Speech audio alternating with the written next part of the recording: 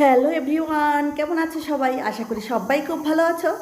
আর এই দুপুরবেলা রৌদ্রোজ্জ্বল মনে মনে ভাবতেছি কি খাওয়া যায় কি খাওয়া যায়। তো দরজায় দাঁড়িয়ে দাঁড়িয়ে ভাবলাম আজ টমেটো মাখা করি। ভীষণভাবে টক ঝাল খেতে ইচ্ছে করছে, কি আর করা যাবে, যেমন ভাবা তেমনই কাজ। চলো যাই টমেটো রেডি করি। বাহিরে তো প্রচণ্ড রোদ, তাকানোই যাচ্ছে না, তারপরও চলো যাই।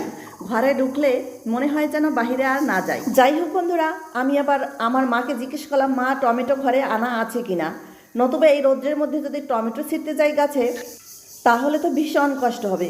মা বলল গাছে ছিঁড়তে যাওয়ার দরকার নেই, ঘরে আছে, ওগুলোই মাখিয়ে খাও। তো যেমন ভাবা তেমন কাজ, ঘরে এসে দেখি অনেকগুলো কাঁচা পাকা টমেটো আছে। তো ওখান থেকে আমি কিছু টমেটো নিয়ে নিলাম পাকা দেখে, আর সবগুলো টমেটো এখন ধুয়ে পরিষ্কার করে নিচ্ছি। এখন যাব কাঁচা লঙ্কা আনতে। আমাদের গাছে না অনেক কাঁচা লঙ্কা ধরেছে, গাছগুলো ছোট হলে কি হবে, অনেক কিন্তু কাঁচা লঙ্কা আছে, এই দেখো। আর লঙ্কাগুলো না একদম কালো কালো। যাদের এই লঙ্কা গাছ আছে, যারা চেনো, তারাই কেবল জানতে পারো যে এর ঝালটা কেমন।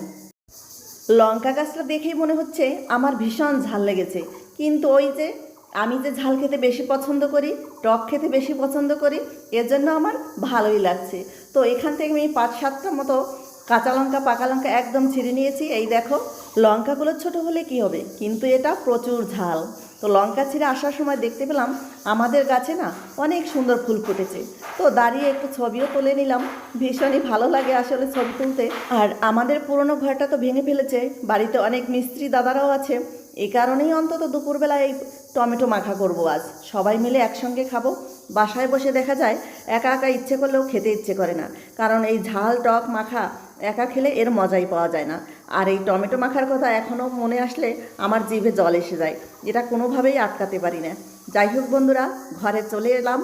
আর এখন এই দেখো আমার বাবাই সোনা টমেটোগুলো কেটে দিয়েছে। আর এই টমেটো মাখায় আজকে ব্যবহার করব তেঁতুল আর আমাদের গাছের লেবু। যাই হোক বন্ধুরা, খেতে কিন্তু দারুণ হবে, দেখতে থাকো। বন্ধুরা সবাই তো জানো আমি গ্রামের বাড়িতে চলে এসেছি। তো আমি এখন এই যে ভয়েস দিচ্ছি, বাইরে কিন্তু ঝিঝি পোকায় ডাকছে। আর ঝিঝি পোকার ডাক কার কেমন লাগে, আমার তো অসহ্য লাগে, তারপরেও ভয়েস দিচ্ছি, কি আর করা যাবে, ভিডিও তো আপলোড করতে হবে। আর এই দেখো সবগুলো কাটাকুটি হয়ে গেছে। আমি এখন লঙ্কা আর তেঁতুল লবণ দিয়ে ভালো করে ম্যাশ করে নিচ্ছি।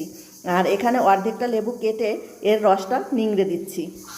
আর এখন চটকে চটকে এগুলো যতটা সম্ভব নরম করে মাখিয়ে নিচ্ছি। এই দেখো কত সুন্দর হয়েছে, একটু চেখে দেখে নিলাম লবণ ঝাল টক মিষ্টিতে হয়েছে কিনা। আর হ্যাঁ, এর ভিতর কিন্তু একটু চিনিও দিয়েছিলাম, দারুণ হয়েছে খেতে, যেমন ঝাল তেমন টক তেমনই মিষ্টতা। এই তো বাবাই আর আমি খাচ্ছি, আর ওদিকে আমার ভাই তো মিস্ত্রিদের সাথে কাজ করতেছে, ভাবলাম ওকে একটু দিয়ে আসি। আর দেখো আমার ভাইয়ের রিয়াকশান, ও তো টক ঝাল খেতে একদমই পছন্দ করে না, তারপরও আমি জোর করে একটু খাইয়ে দিলাম যে দুপুরবেলা ভালো লাগবে। দেখো কি অবস্থা।